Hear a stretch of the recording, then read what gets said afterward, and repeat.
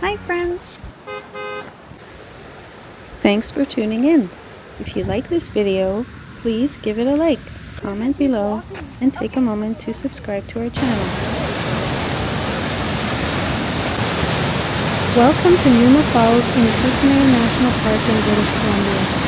Just a short walk from the parking area, the trail leads through a quiet forest before arriving at one of the park's most accessible waterfalls.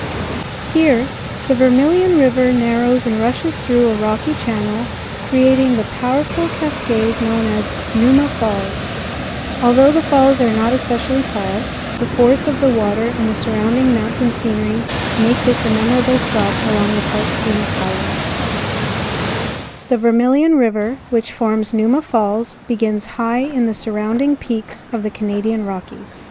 Snowmelt and mountain streams feed the river as it flows through deep valleys and dense forests, before eventually joining the Kootenay River further south.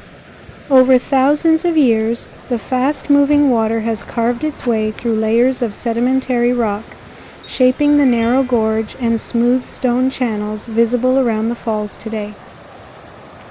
The name Numa is believed to come from early explorers and surveyors who passed through the region while mapping routes across the Rockies. The surrounding valley was part of an important corridor used by indigenous peoples long before the arrival of European settlers. These mountain passes provided natural travel routes through the rugged terrain, connecting communities and trade networks across what is now southeastern British Columbia and western Alberta.